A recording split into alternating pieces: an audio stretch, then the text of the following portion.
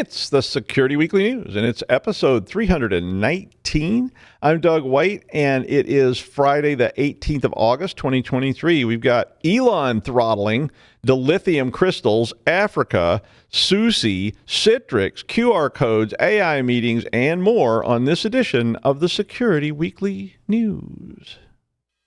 This is a Security Weekly production for security professionals by security professionals. Please visit securityweekly.com/subscribe to subscribe to all the shows on our network.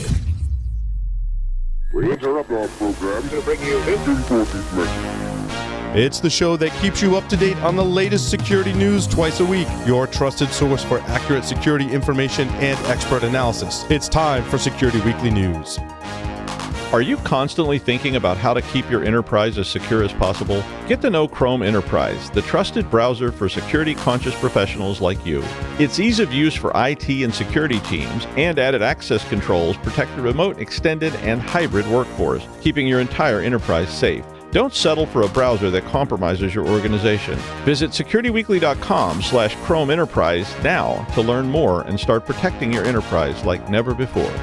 Why does multi-factor authentication have to be a pain for users? It doesn't. Beyond Identity is the most secure MFA on the market and the easiest to use. They ensure that every authentication is multi-factor by default, with phishing-resistant factors that secure access from the start. Beyond Identity safeguards organizations from breaches, data loss, and fraud by eliminating weak phishable authentication factors like OTP and SMS push code. Go to securityweekly.com/Beyond Identity to get a free demo. That's securityweekly.com/Beyond Identity to get a free demo today.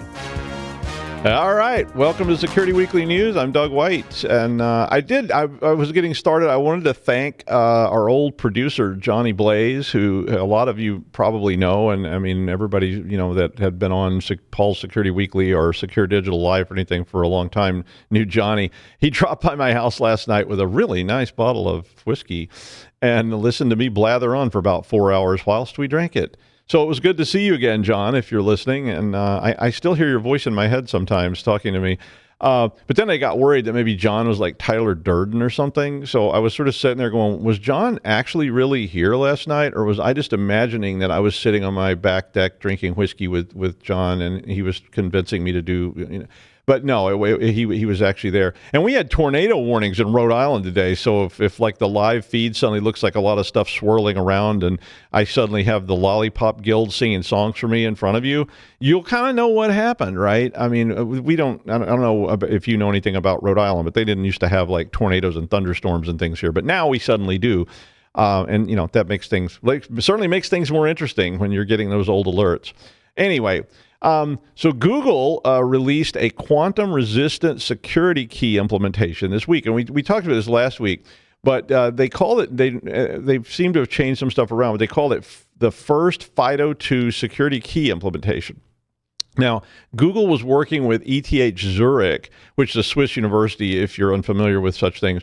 But they were developing this implementation, which is a hybrid signature scheme that involves the elliptic curve algorithm, ECDSA, and another component called Crystals Dilithium. I love the name, but Crystals Dilithium was an approach that NIST just recently standardized as a quantum thwarting kind of thing, right? I mean, Crystals Dilithium was described by NIST as in very technical terms, so be careful here, very technical terms, as, quote, strong security and excellent performance. So I guess maybe NIST marketing got a little bit involved. I'm sure I love NIST and all the people there. And there's even a guy there named Dr. Doug White. It's not me, but he's a very nice guy.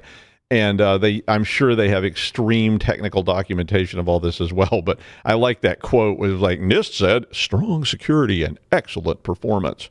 Which, you could say that about just about anything. But anyway, I love the Crystals Dilithium name. The hybrid scheme was advocated by Google, who said that some quantum-resistant algorithms have shown signs of weakness and imagine that, and that have given the most security keys can't be upgraded, so caution is needed. Yeah, I mean, I don't disagree with any of that. They did release proof of concept source code of the OpenSK project. So if you're interested in looking at how all this works, and I really applaud that, because one of the things I've always advocated with encryption or anything else for that matter is that you open source it, because when it's all secret and it's just some black box, you never know when it's going to be compromised. But if it's out in the open, we can see all the holes and fix them, and people will find them very quickly. So, I mean, I'm really happy that we're being proactive and that Google and others are being proactive. But I presume that quantum resistant doesn't mean quantum proof, because that would be pretty naive. And then, and then there was a time when every single algorithm that has ever been cracked was considered safe. Right? I mean, go back to Caesar ciphers when 85% of the population is illiterate. And with that, everybody's going, well, it's a pretty safe algorithm. And then, somebody comes up with, how to do math on your fingers or something. And the next thing you know, everybody's like, I kind of figured this out. So I guess it will just keep rolling along. I mean, when we put up quantum encryption, somebody's going to start working on, I don't know, interdimensional computing or something that will then threaten the quantum computers of yesteryear, as we all watch sepia-colored films of Zephram Cochrane kind of thing. Yeah, there's way more. One other thing I learned about this story, there is a lot of information about dilithium crystals and warp drives online. I mean, there's like engineering specs for warp drives based, and I know there's real stuff, so we're leaving that out. This was all about fictional stuff. I mean, there was so much information about how warp drive works on Star Trek that I was absolutely blown away by that. I actually wasted a whole bunch of time this morning reading about it, and I was like, I'm learning engineering of things that don't actually exist. It's amazing. 14 people were arrested in Africa in a sting operation across 25 countries. You don't see that every day. Interpol and Afropol. And I had honestly never heard of Afropol, but it makes sense. I guess it's like Interpol in Africa. But apparently Interpol and Afropol conducted a joint operation that identified 20,674 networks that were linked to the losses of around 40 million euros. And then the story was kind of strange a little bit. I mean, it was sort of like 3 suspects were arrested in Cameroon who were involved in an online scam involving the fraudulent sale of artwork worth over $850,000 and so on. So we're all familiar with all these like scams, right? And a lot of them have originated in places in Africa. The arrest included a Nigerian who defrauded someone in Gambia. And I was like, imagine that, like a Nigerian defrauded someone in Gambia. I mean, I don't know how true, but I know those Nigerian scams were considered one of the top money makers in Nigeria for a while. So I'm not really shocked at that. Apparently there were money mules who were linked to messaging scams and so on. The networks apparently contained 3,786 command and control servers. Wow. 14,134 victim IP addresses that were tied to data stealers, 1,415 phishing links and domains, 939 scam IP addresses, and over 400 malicious URL IPs and botnets. A lot of their stats were kind of strange, too, in this article. I don't know if this was coming out of maybe like a translated report or something. It was a little odd how they were presenting all this.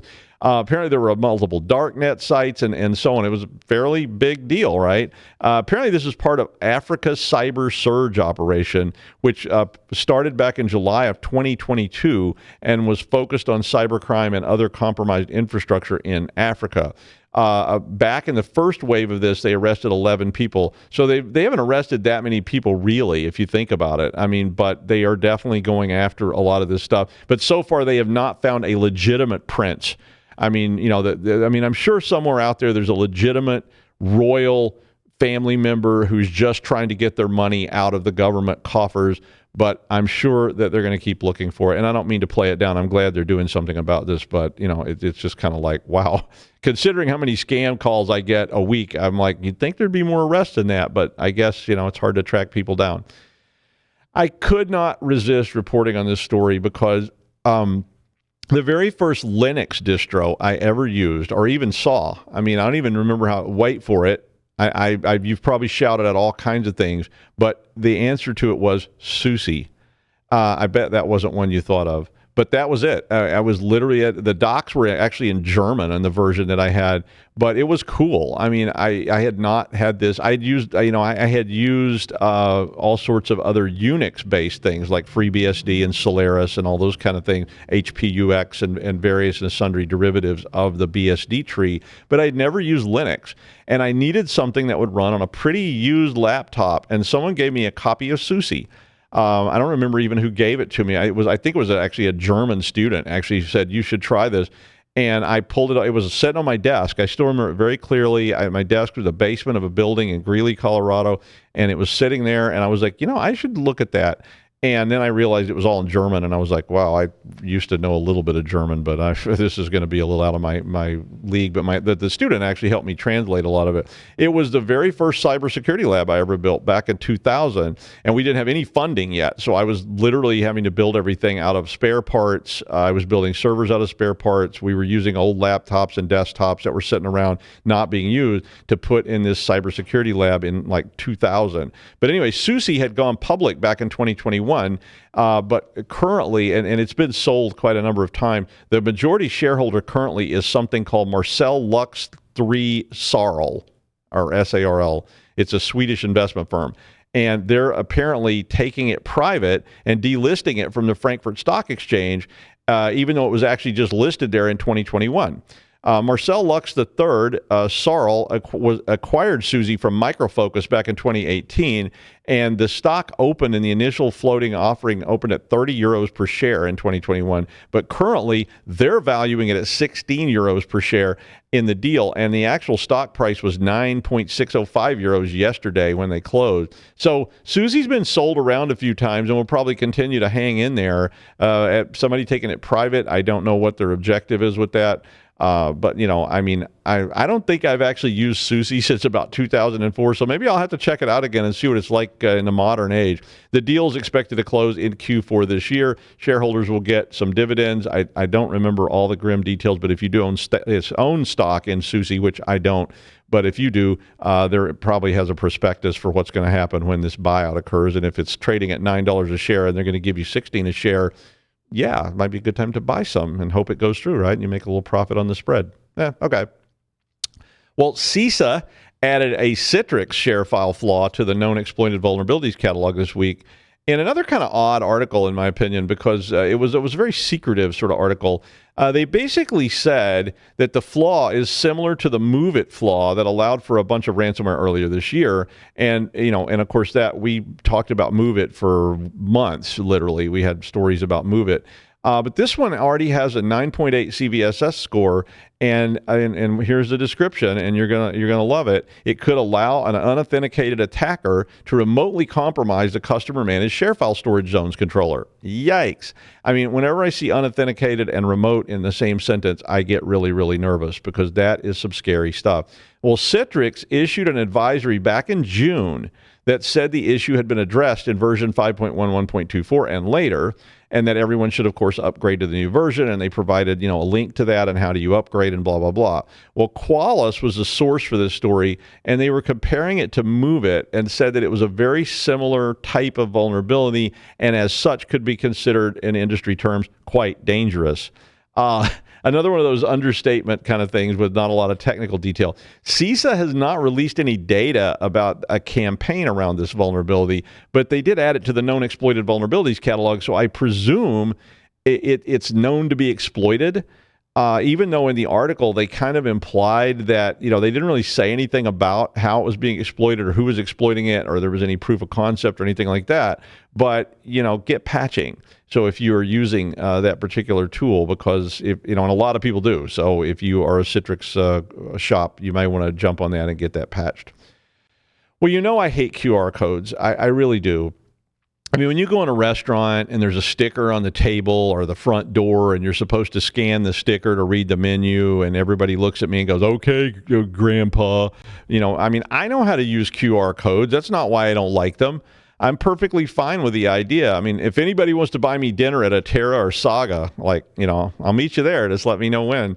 But even though Atera is going to make you sit at a diner counter, they do have real menus, I think. I actually haven't been there, but I know that they have diner seating at Atera.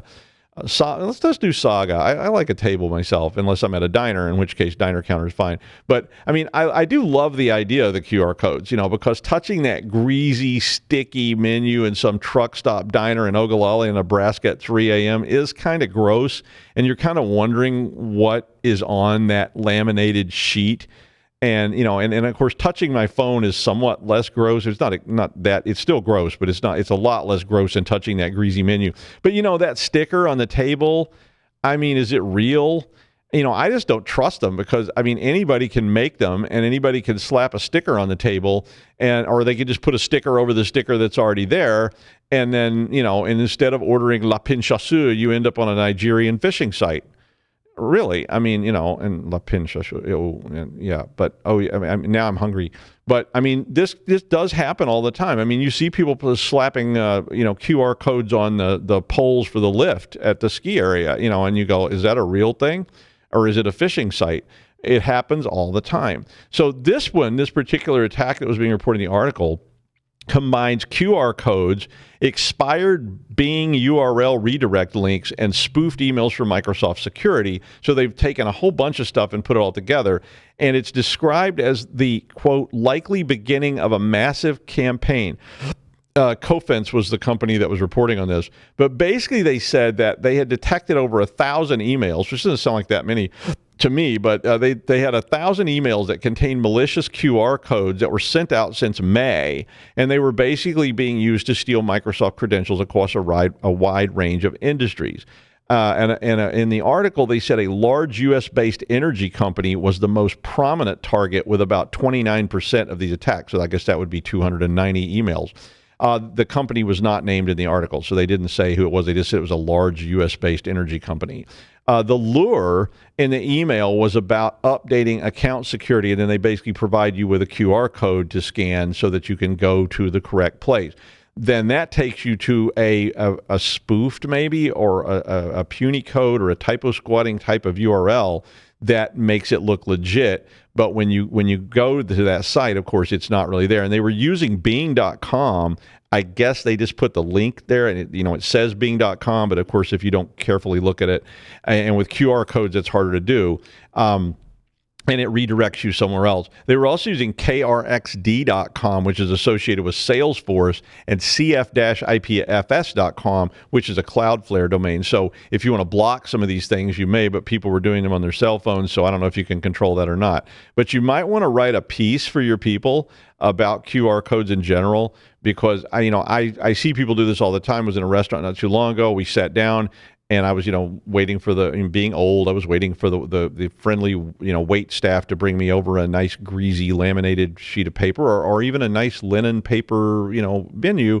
And instead, they're sort of pointing at the table, and I noticed everybody around me would sit down and go bink. And then I started watching to see how many people in the restaurant immediately scanned the QR code and didn't even blink. And I'm like, that thing could be a sticker somebody put over another sticker and nobody would even notice, I think. But I mean, it was definitely nerve-wracking in that regard. But that offer to go with you to Saga, if you're paying, it's out there. If you can get a reservation. I mean, I don't know. I haven't tried. The guy I used to use his name to get reservations is not with us anymore. And when I used his name, I always got a nice table, but it hasn't happened in a while. All right, according to this report, a vast majority of internet-exposed web apps that contain personal identifiable information are vulnerable to attack. Okay, that doesn't shock me. This was a result of an analysis of 3.6 million business assets.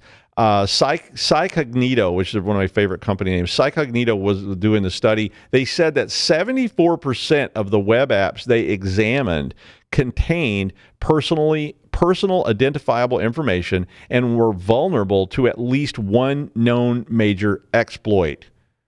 I mean, shocked, not shocked, right? I mean, part of me's like, damn, and part of me's like, well, yeah, I mean, that makes sense. But 11% of those vulnerable apps included multiple and easily exploited issues. So that's a lot of apps. The report found that the typical enterprise has more than 12,000 web apps, and at least 30% of those apps have at least one exploitable or high-risk vulnerability contained in them. Yeah, okay, yeah, it's getting scarier. They also said that 50% of these vulnerable web apps were hosted in the cloud, so of course anybody can get to them, and that 98% of them are non-GDPR compliant, because they don't offer you the opportunity to opt out of cookies. And I mean, GDPR, if you're not familiar with it, is a European Union law that really, really, really tries to make people allow you the opportunity to not be tracked and so forth. And that's why so many sites now, ask you to approve the cookies.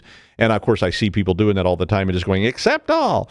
I'm like, the minute you ask me that question, I immediately run your app in a secure browser and reject all cookies that it will allow me to reject, because I do not want you tracking me, even though I know you're going to anyway. But I guess I'm not surprised at all this. I mean, my info's out there, right? The last time I stepped off a plane in Beijing, a couple of Red Army guards said, "Ni hao, dog. Huanyang lai jungle." Oh boy, that was bad. That was a terrible attempt to say welcome to China in Chinese. But, I was a bit taken aback, but, all my stuff's already out there anyway. I mean, the OMB hack happened, right? I mean, literally, right before I went to Beijing, there was the OMB hack, and they said all your top secret stuff was stolen, and we don't know who, but we think it might have been China. So if you're going to China, you might want to be extra careful. And I'm like, oh, great. I'm going to China in like a month. Yeah, great. Well, if you know me, I hate meetings.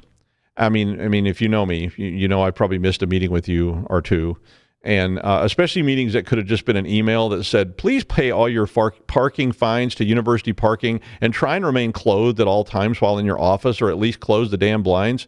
Well, this article claims that Zoom and Otter.ai, which is a transcription service, if you're not familiar with it, are rolling out new AI meeting features that provide automated summaries and key points from the meetings with action items to follow and the ability to share notes among all the people who were at the meeting. And I'm like, I go to so many meetings where the important summary is just going to say meeting happened. But, Google and Microsoft are apparently testing these types of features as well with select customers currently. Obviously, to me, the idea is that after the meeting, there's a collection of notes or something, and I mean, which I would like. I mean, that would be great, even if you actually attended the meeting and even maybe pretended to pay attention, because sometimes you do miss stuff. But I'm sort of reading it as I send my Doug bot to the meeting on my screen so that the Toby bot from HR that's running the meeting can basically see that the Doug bot is there and, is making weird, creepy facial expressions and whatever, and maybe make some vaguely conclusive comments about Margaret Thatcher's choice in fine dining. And then while I'm here I'm sitting at home drinking Chivas, and I get a nice, neat summary that basically says, don't make snarky remarks about other people's choices in hats and try to keep office drinking to a minimum. I mean, I think it's kind of cool sounding. I don't know. And I'm sure there's all kinds of security issues with this as well, because now you're basically letting, somebody monitor your meeting and track it, and you're letting an AI in on it who may decide to go tell Elon about it or whatever.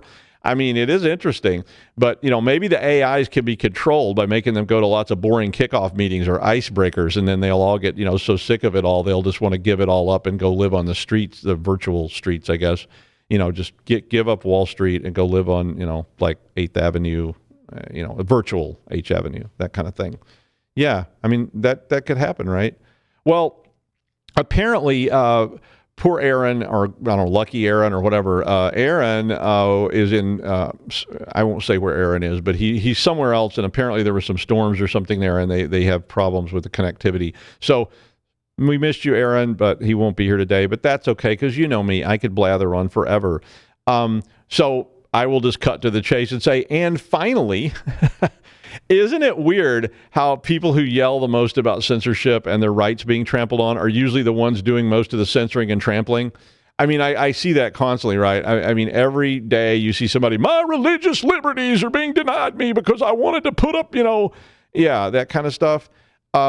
And so, well, Elon, who is constantly complaining about being censored and about, censorship and how nobody will, so Elon got caught throttling traffic to websites, wait for it, websites he doesn't like. Yep. So X, as it is now known, is now adding a 5-second delay when somebody clicks a link to a whole variety of stuff that Elon doesn't like, but it listed the New York Times, Facebook, so forth. So Elon is constantly complaining about these sites, right, and how they don't treat him with proper respect and whatever. And I'm like, you should just buy the New York Times, Elon, and turn it into the X Times or something, and then that'll be fun. And eventually you won't have any more money, and then you'll be out of our hair. But the delays are also targeted at Instagram, Blue Sky, Substack, Reuters, pretty much anything that has ever said, probably targeting at me now, because since Elon didn't send me that free Tesla X he promised me in that bathroom in New Orleans, I've been bashing him ever since. But apparently anything Elon doesn't like is now being throttled, which, I'll be honest, it doesn't shock me a bit. Basically he's on his way to being one of the lamest Bond villains since Colonel Bouvard. You've seen Thunderball, right? Everybody's seen Thunderball. It's a good movie, but that villain is really bad. Although I guess it would be funny if Elon Musk staged his own funeral to attract Mark Zuckerberg. This is, of course, the plot. Sorry, spoiler alert. This is that little intro scene from Thunderball where the colonel stages his own funeral because he knows Bond will show up, and then he's actually in drag and pops up and pulls the wig off and tries to kill Bond, and it's sort of lame. It was the worst drag performance since Willem Dafoe in the Boondock Saints, which was creepy. But anyway, the movie's good. I love Sean Connery, even though maybe in person he's not such great. And it's starting to sound kind of like I might write some fanfic this afternoon. You just don't know. But come on, Elon, grow up, and why not do some good for a change? Buy some food for people or something. Invent warp drive. Imagine they would be putting up statues of you in the town squares forever if you invented warp drive, or even if you just fed everybody that was hungry. You would be a hero. But now you're going to be remembered in the same sentence as Colonel Bouvard. Yeah, or go fight Zuck at oil wrestling or something on pay-per-view. I thought you were supposed to be doing that, but did Zuck call you out the other day and the whole thing's kind of turning into pro wrestling? Elon's a coward. He won't face me. And that kind of stuff. Yeah, it's really getting bad. Anyway, that's the news. Thanks to, I will be at the Millennium Alliance event in Austin, Texas on Tuesday, but Aaron hopefully will be back to keep you entertained until I return. And if you're at the Millennium Alliance function, please be sure and drop by and say hi, and we can chat, or you can take me to dinner at the best restaurant in Austin, Texas. Who knows? I'm not sure what that is. But we'll see you next week on the Security Weekly News.